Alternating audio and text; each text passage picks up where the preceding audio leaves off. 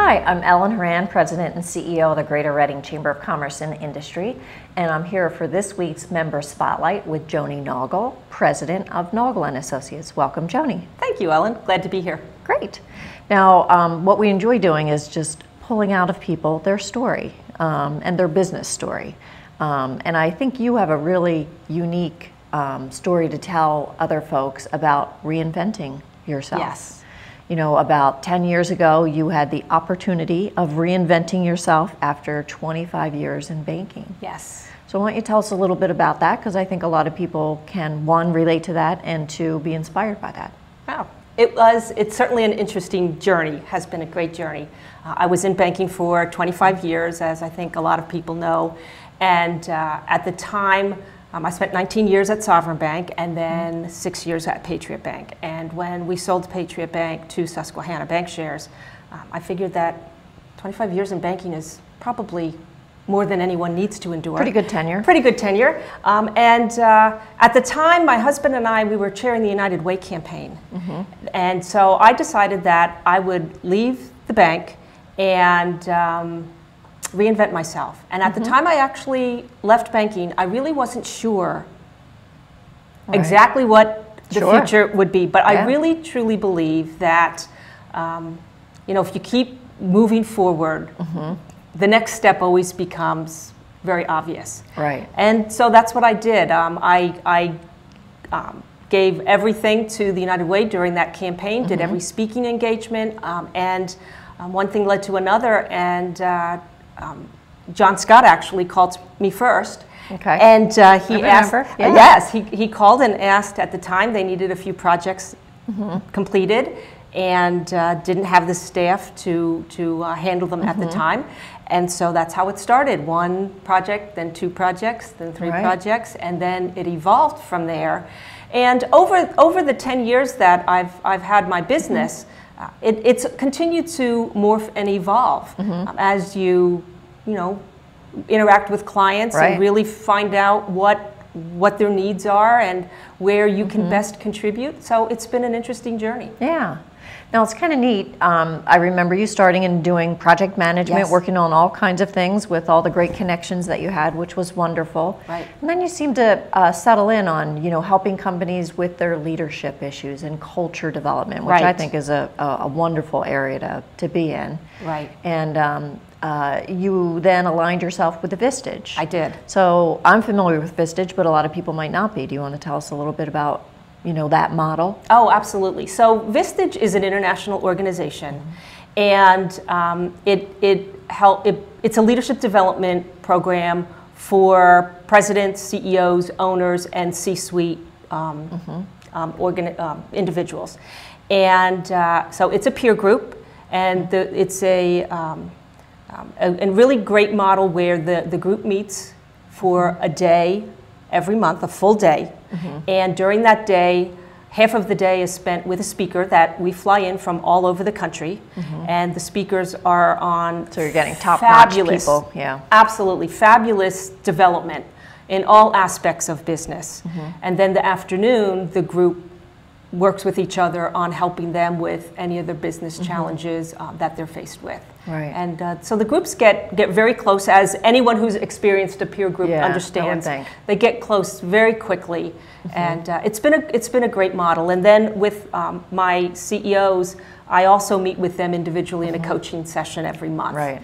And so I help hold them accountable to themselves. That's right. And so it's a great opportunity for them to sit and think out loud in a format that's non-judgmental, but is challenging. Right. Right. So I think it's wonderful that, one, they have the opportunity to be meeting with other peers as well as learning from experts and feeling comfortable in a group. Right. You know, when you're in the C-suite, you need to be discreet. Yes. You really can't be talking to, you know, about issues and concerns necessarily. Right. So it's a safe place. Right. It is. Confidentiality, of course, is top notch. And I often say to folks who are considering it that, you know, it is important for them to talk with their senior team. It is important for them to talk to their spouse or close family members. It is important for them to talk to friends or professional colleagues in the same industry.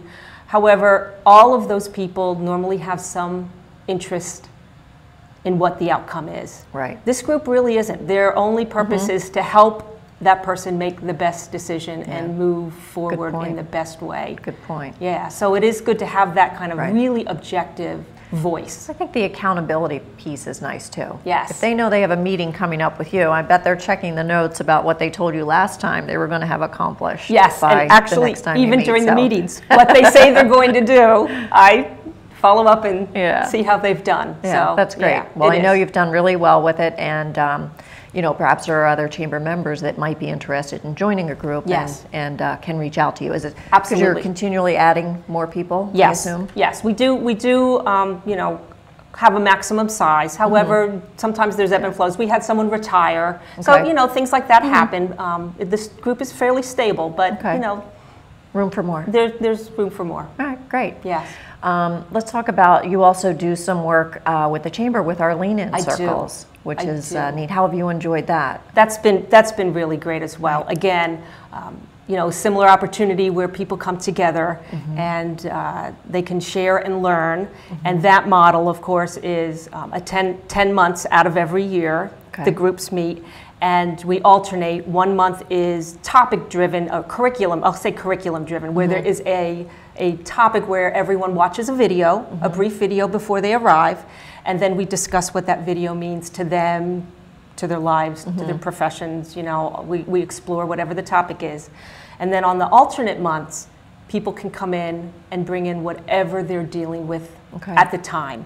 And so then it's real-life situations. And I know that it's really helped people take some really good actions and get some really great results from that opportunity of hearing from others. Right. So in both cases, you're really helping people develop their own leadership. Yes. You know, skills and behaviors and talents, Absolutely. which is wonderful. Absolutely.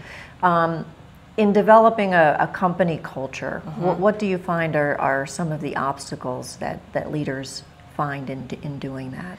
Well, I think one of the biggest things in company culture is, first, the leadership needs to really define what it is. Every company has a culture. The question is it the culture you want? Good point. Or is it a culture that has just happened? Right.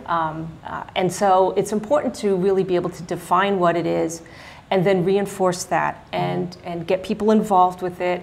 And most people do want to know where the company's going, do want to understand the values, and it's not difficult, but it does take time. It takes somebody responsible and accountable for being a culture champion. I really recommend that every organization have somebody designated as the culture champion, which means that they're the ones that are responsible to think about how is every decision we're making, how is that going to influence and affect the culture that we have and the culture that we want?